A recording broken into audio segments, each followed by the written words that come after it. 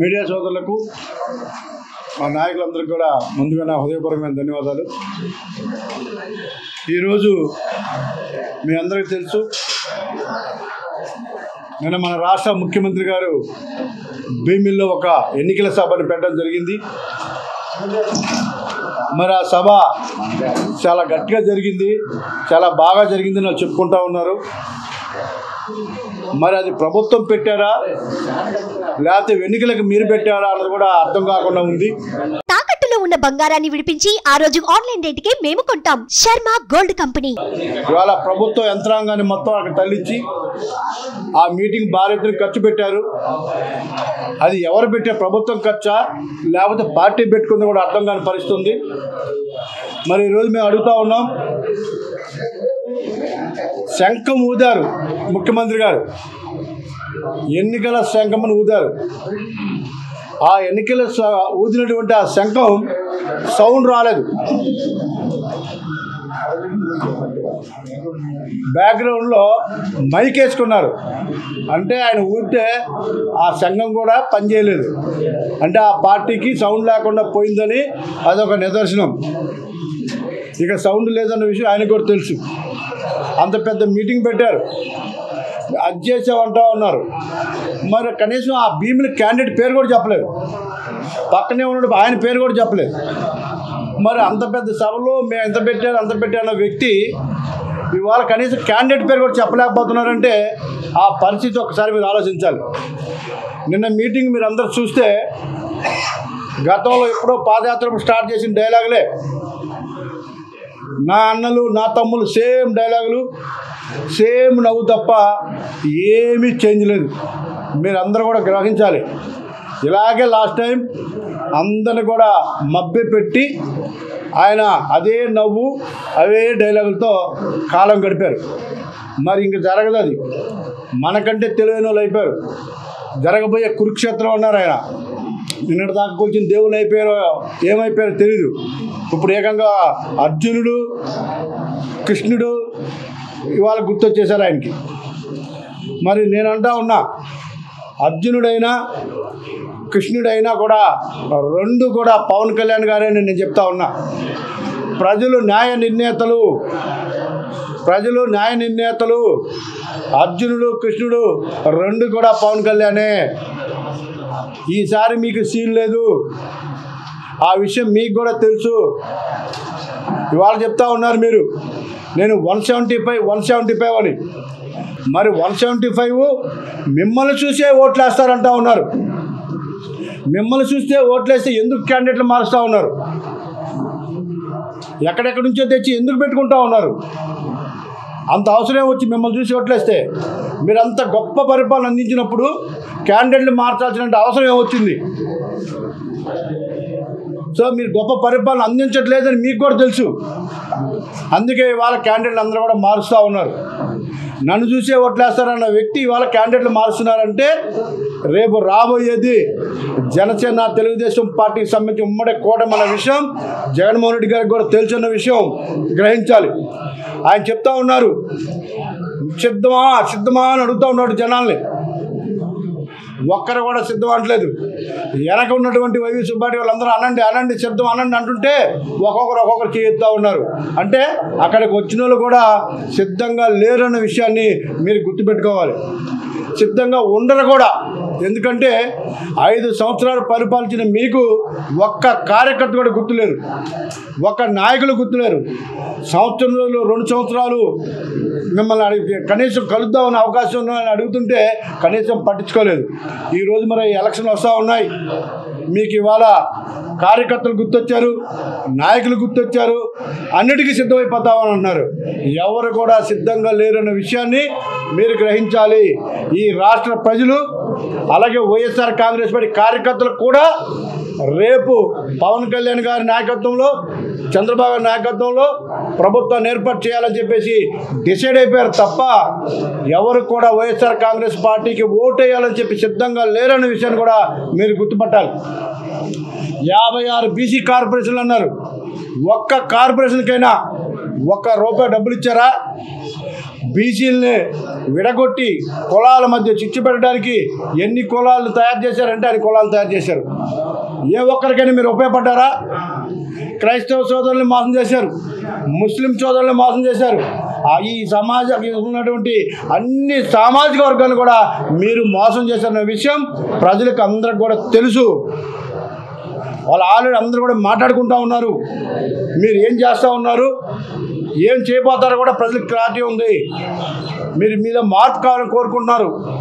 ఖచ్చితంగా మిమ్మల్ని మార్చాలని కోరుకుంటున్నారు. ఖచ్చితంగా రాబోయేది ఉమ్మడిగా 2 జనసేన తెలుగుదేశం పార్టీ అన్న విషయాన్ని మీకు పదే పదే ప్రజలే గుర్తు చేస్తూ ఉన్నారని కూడా నేను చెప్తా ఉన్నా. నిన్న మీ మాటలను బట్టి అర్థమవుతూ ఉంది, మీ మాటల్లో పసలేదు, మీ మాటల్లో ఏమి కనిపించట్లేదు. అంటే మీరు కూడా డౌన్ అయిపోయారన్న విషయాన్ని మీరు గ్రహించాలి. నేను అడుగుతా ఉన్నా, ఇవాళ మిమ్మల్ని నమ్ముకుని ఏ సామాజిక వర్గం హ్యాపీగా ఉందా? ఒక పక్క రియల్ ఎస్టేట్ కానీ, మరో పక్క కార్మిక వర్గాలు కానీ, మరో పక్క రైతులు కానీ, మరో పక్క ఎంప్లాయీస్ కానీ ఏ ఒక్కరైనా హ్యాపీగా ఉన్నారా? మీకు ఎవరైనా ఓటేయడానికి సిద్ధంగా ఉన్నారా? మీరు అది ఫస్ట్ తెలుసుకోవాలని చెప్పి తెలియజేస్తూ ఉన్నాం. ఈరోజు మీరు గ్రహించాలి. ఇవాళ బ్రాందీ షాపులు నేనే నడుపుతాను. శాండ్ కూడా ఎక్కువ మంది ఉంటే అవదు, నేను ఒక్కడనే ఉండాలని చెప్పేసి శాండ్ మీరు అమ్ముతూ ఉన్నారు. బ్లాక్ మెటల్ మీరు అమ్ముతూ ఉన్నారు, ప్రైవేట్ వాళ్ళకి అప్పచెప్పేశారు. లాటరైట్ కూడా మీరు అమ్ముతూ ఉన్నారు, క్వార్జైట్ కూడా మీరు అమ్ముతూ ఉన్నారు, క్వార్జ్ కూడా మీరు అమ్ముతూ ఉన్నారు. ఏ ఒక్కటి కూడా మిగలనీయకుండా అన్నీ కూడా మీ చేతుల్లో తెచ్చుకున్న విషయం ఈ రాష్ట్రంలో ఉన్న ప్రతి ఒక్కరికి కూడా తెలుసని కూడా మీరు గుర్తుపెట్టుకోవాలి. ఇవాళ ఒక ఇల్లు కట్టుకునే పరిస్థితి ఉందా? శాండ్ రేట్ ఎంత ఉంది, బ్లాక్ మెటల్ రేట్ ఎంత ఉంది, ఇవన్నీ కూడా మీరు గ్రహించాలి. ప్రజలు ఎంత ఇబ్బంది పడుతున్నారు, ప్రజలు ఎలాగున్నారు, నేను ఏం చేస్తాను అని తెలుసుకునే పరిస్థితుల్లో మీరు లేరు. చాలామంది చెప్తూ ఉంటారు పెద్దలు, ఇంట గెలిచి రచ్చగలవాలని. ముందు మీ సొంత చెల్లినే నువ్వు న్యాయం చేయలేక ఇవాళ ఆమె రోడ్డు ఎక్కి నీ గురించి మాట్లాడుతూ ఉంది. ఇంట్లో సర్ది పెట్టుకోలేని వ్యక్తులు బయట వాళ్ళని ఉద్ధరిస్తారని చెప్తే ఎవరు నమ్ముతారు? ఎవరు నమ్మే పరిస్థితి ఉందా? సొంత చెల్లి రోడ్డు ఎక్కి నీ గురించి ఎలా మాట్లాడుతుందో ఒకసారి కూడా మీరు గుర్తు చేసుకోవాలి. అది చూసైనా సరే మీకు కొంచెం జ్ఞానం వస్తుందని చెప్పేసి ఇవాళ ఈ రాష్ట్ర ప్రజలు కూడా అనుకుంటా ఉన్నారు. ఇప్పటికైనా ముంచుకుపోయింది లేదు. మీరు సిద్ధం అంటూ ఉన్నారు. దేనికి సిద్ధమో తెలుసా? దిగిపోవడానికి సిద్ధం. ఒక 60 రోజులు, ఒక 70 రోజుల్లో మీరు దిగిపోవడానికి సిద్ధంగా ఉండాలి. మీ కార్యకర్తలే చెప్తా ఉన్నారు, మీ వెనకున్నోళ్ళే చెప్తా ఉన్నారు, మీ పక్కన వాళ్ళు కూడా చెప్తా ఉన్నారు. మీరు ఇది తెలుసుకోవాలి. ఖచ్చితంగా మీరు దిగిపోవడానికి సిద్ధంగా ఉండండి. మీరు పూరించింది ఎన్నికల శంఖారావం కాదు. మీరు దిగిపోవడానికి ఈ రాష్ట్రంలో రేపు జనసేన పార్టీ కానీ, తెలుగుదేశం పార్టీ కానీ అత్యధిక మెజార్టీతో 60 నుంచి 70,000 ఓటుతో గెలవబోయే సీటు భీమిలి అనే విషయాన్ని మీరు గుర్తుపెట్టుకోవాలి. మీరు అక్కడి నుంచే పూరించారు, మీ ఓటమిని అక్కడి నుంచి అంగీకరించారు. ఖచ్చితంగా మీకు అక్కడి నుంచే స్టార్ట్ ఉందన్న విషయం కూడా మీకు తెలుసు కాబట్టే మీరు అక్కడ పెట్టారన్న విషయం కూడా నేను తెలియజేస్తా ఉన్నా. ఇప్పటికైనా మీలో మార్పు, కనీసం ఇంట్లో వాళ్ళని శుభ్రంగా చూసుకోమని చెప్పేసి రాష్ట్రపతి కోరుకుంటూ ఉన్నారు. ఒక పక్క అమ్మ, ఒక పక్క చెల్లి, మరో పక్క బాబాయ్, ఇలా చెప్పుకుంటూ పోతే అందరూ కూడా ఇంట్లో వాళ్ళు అందరూ కూడా మీకేంటి ఎవరిని ఉద్ధరించారండి? మీరు నమ్ముకున్న ప్రజల్ని, నమ్ముకున్న నాయకుల్ని, మీరైతే ఉన్న కార్యకర్తల్ని అందరినీ కూడా మీరు మోసం చేశారన్న విషయం ప్రతి ఒక్కరికి కూడా తెలుసు. ఎంతోమంది ఇవాళ మిమ్మల్ని నమ్ముకొని మాలాంటి వాళ్ళు జీవితాలు తగలెట్టుకున్నారు. నాలాంటి వాళ్ళు ఒక 100 మంది ఉన్నారు. మీ మాయ మాటలు విని మీ నవ్వు ఒకే నవ్వు, అందరికీ ఏం తేడా ఉండదు, ఒకే నవ్వు. ఎవరైనా ఒకే నవ్వు ఉంటుంది అక్కడ.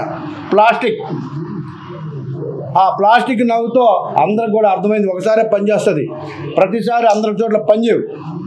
మీరు ఎలా మోసం చేస్తున్న ప్రజలకి చాలా క్లారిటీగా అర్థమైంది.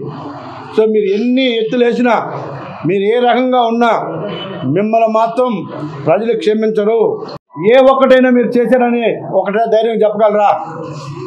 ఇవాళ అట్లా కనీసం ఈ విశాఖపట్నం ప్రజలు మీరు ఎప్పుడైనా సాయంత్రం కానీ ఉదయం కానీ చాలా హ్యాపీగా వెళ్ళే బ్లూ బ్లాక్ ఉన్నటువంటి రుషికొండను కూడా ప్రజలు అక్కడ దగ్గరికి వెళ్ళే పరిస్థితి లేదు.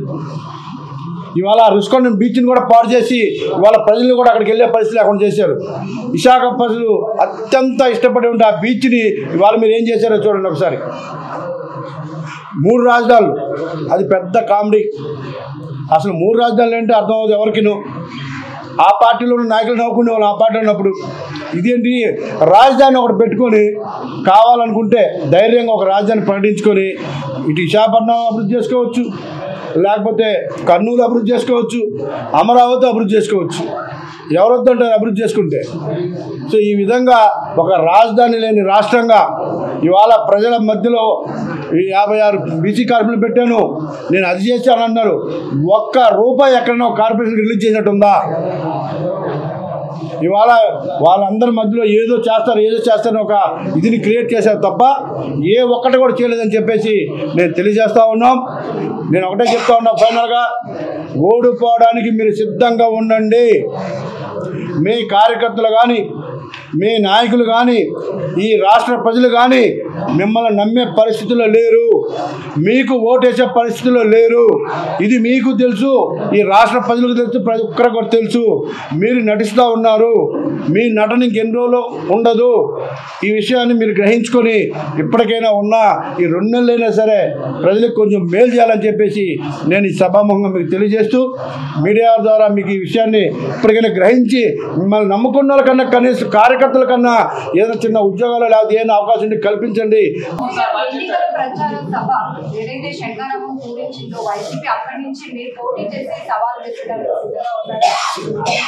ఖచ్చితంగా సిద్ధంగా ఉన్నాం. మా నాయకుడు ఎక్కడ ఆదేశిస్తే అక్కడ పోటీ చేస్తాం. నేను చెప్పా, ఈ రాష్ట్రంలో అత్యధిక మెజార్టీతో ఓడిపోయే సీటు భీమిలి. మళ్ళీ చెప్తా ఉన్నా, మీరు రాసి పెట్టుకోండి, ఎలక్షన్ తర్వాత మాట్లాడుకుందాం. అత్యధిక మెజార్టీతో ఓడిపోయే సీటు భీమిలి, మీకు ఎటువంటి డౌట్ లేదు. మీతో పాటు చాలా మంది సంక్రాంతి తర్వాత చూడండి మా పార్టీ ఇమేజ్ ఎలా పెరుగుతుంది. టైం కోసం ఎదురు చూస్తూ ఉన్నాం. Already joinings every day start అయి ఉన్నాయి, చాలా మంది జాయినింగ్స్ ఉన్నాయి. కాకపోతే ఎక్కడ ఏమి హెల్ప్ చేయగలం వాళ్ళకి ఆలోచిస్తూ ఉన్నాం. అతి త్వరలోనే ఒక 60-70 మందిని పవన్ కళ్యాణ్ గారి సమక్షంలో జాయిన్ చేయబోతా ఉన్నాం ఒక 2-3 రోజుల్లో.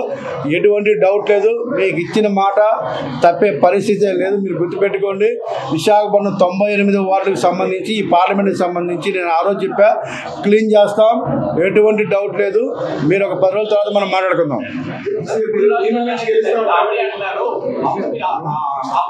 ఆ పార్టీలో ఉన్నప్పుడు కూడా మేము చెప్పాం, ఏదైనా ఒక రాజధాని అనుకుని మిగిలిన 2 ఇది ఫైనాన్షియల్ క్యాపిటల్ గాను లేకపోతే ఏదో ఒకటి మనం నచ్చినట్టుగా పెట్టుకోవచ్చు. ఇవాళ ఏ విధంగా అభివృద్ధి చేసుకోవచ్చు, ఎటువంటి సందేహం లేదు. 3 రాజధానులు ఉండవసరం, ఒక రాజధాని పెట్టుకొని 3 ప్రాంతాలు కూడా సమానంగా అభివృద్ధి చేస్తే మంచి పేరు వస్తుంది. ఒక రాజధాని ఉండాలి, ఏదైనా చెప్పుకోవడానికి ఉండదంటే ఎవరు వింటారు? అక్కడ ఎవరు వినలేదు కాబట్టి ఇలాంటి పరిస్థితి. ఎవరిని నిలబెట్టినా భీమిల్లో నేనైనా కావచ్చు, ఎవరైనా కావచ్చు, ఏ పార్టీకి వస్తుంది ఇంకా క్లారిటీ లేదు.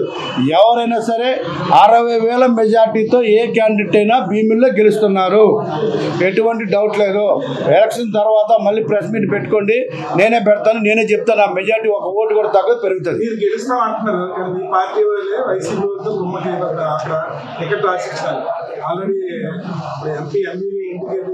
ఎవరు ఎవరు ఎవరు ఎవరు పాత్ర ఎవరితో మంత్రాలు ఎంఈవి వాడికి గతి లేదు. ఆడెళ్ళి మంత్రాలు జరుపుతాడు, ఆయనకి అలమనండి. ఇక్కడ అప్పుడు చెప్పే కదా, ఒక స్టేట్మెంట్ ఇవ్వండి నేను గెలుస్తానని, ఒక స్టేట్మెంట్ ఇవ్వమనండి నేను గెలుస్తానని. ధైర్యం ఉంటే ఒక స్టేట్మెంట్ ఇవ్వమనండి, దమ్ముంటే ఇవ్వమనండి.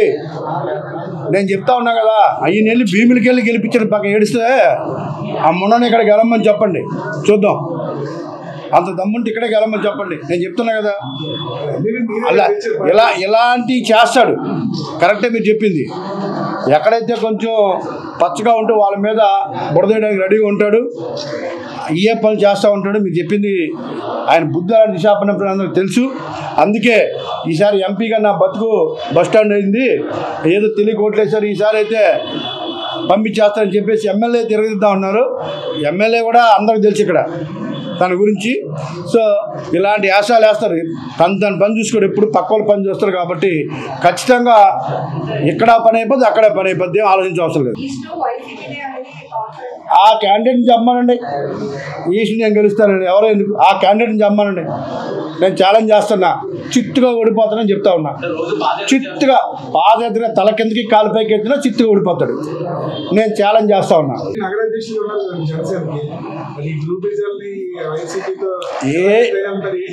ఏ గ్రూపు లేదు. మీరు చెప్పినట్టుగా ఎవరైనా ఇలాంటి టైఅప్ రాజకీయాలు కానీ పాల్పడితే పవన్ కళ్యాణ్ గారు అన్న వ్యక్తి సహించరు. పార్టీ నుంచి అన్ని సస్పెండ్ చేస్తారు. ఎంత గొప్ప వాళ్ళైనా అలాంటి కార్యక్రమాలు చేస్తే ఖచ్చితంగా పరిష్కారం ఉంటుంది. దానికి తగిన పరిష్కారం ఉంటుంది. ఏ వ్యక్తి ఎవరితో టైప్ అయినా, ఏ వ్యక్తి ఎవరితో సిట్టింగ్లు వేసినా, అది పొలిటికల్గా కానీ ఏమైనా ఇలాంటివి జరిగితే ఖచ్చితంగా వాళ్ళకి జరగాల్సినది ఖచ్చితంగా జరుగుతుంది. ఎటువంటి డౌట్ లేదు. చనిపోయి ఎక్కడున్నారో విజయనగరం జిల్లా ఆయన అందరూ ఒకేసారి పనిచేసాం. నేను ఎక్కడా చూడలేదు ఇలాంటి వ్యక్తిని. ఈయన నమ్ముకొని బయటకు వచ్చాం. సాంబశివరాజు గారు పాపము ఇంకొక 10 సంవత్సరాలు బతికోవాలి పెద్దలు.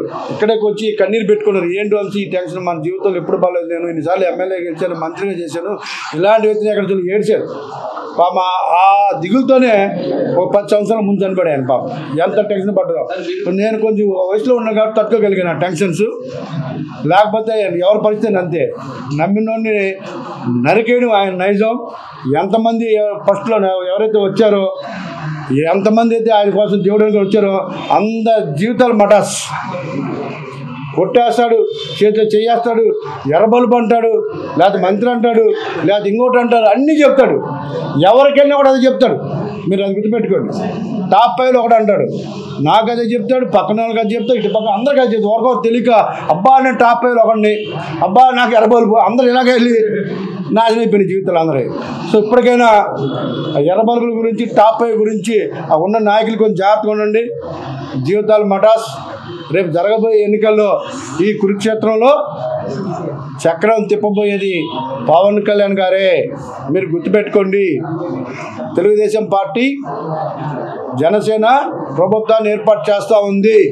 ఎవరికి ఎటువంటి డౌట్ లేదు. ఎవరెన్ని ఏ ఎత్తులు వేసినా, ఏ వేషాలు వేసినా ప్రజలు డిసైడ్ అయ్యారు. ఎటువంటి డౌట్ లేదు.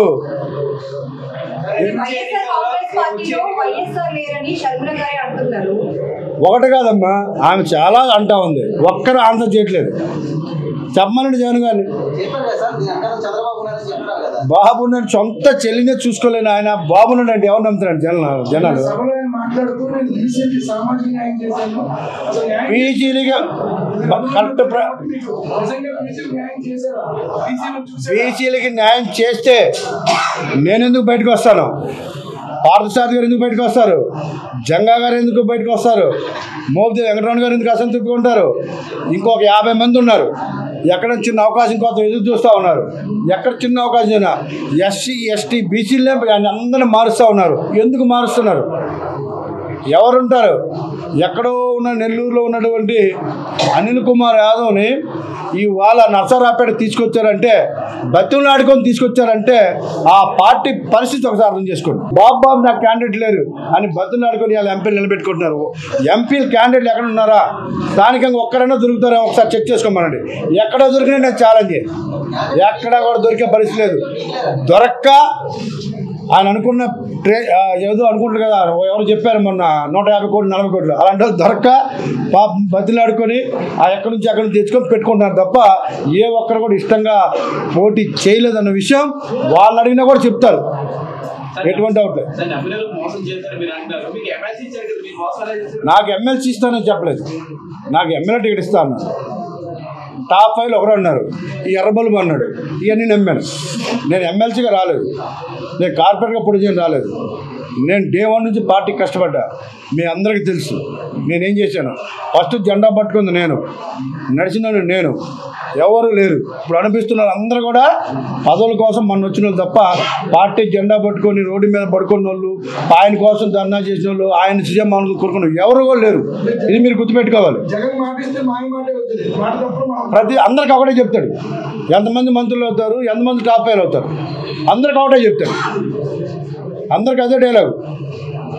అందరూ అబ్బా అబ్బా అనుకుని ఒకరు తెలుగుని ఒకరు వెళ్తారు. లాస్ట్ కాడికి వెళ్ళే వరకు 2 సంవత్సరాలుగా అపాయింట్మెంట్ దొరకదు. ఈ లోపు గవర్నమెంట్ మారిపోద్ది, ఇంకేముంటుంది. అందరూ అలాగే.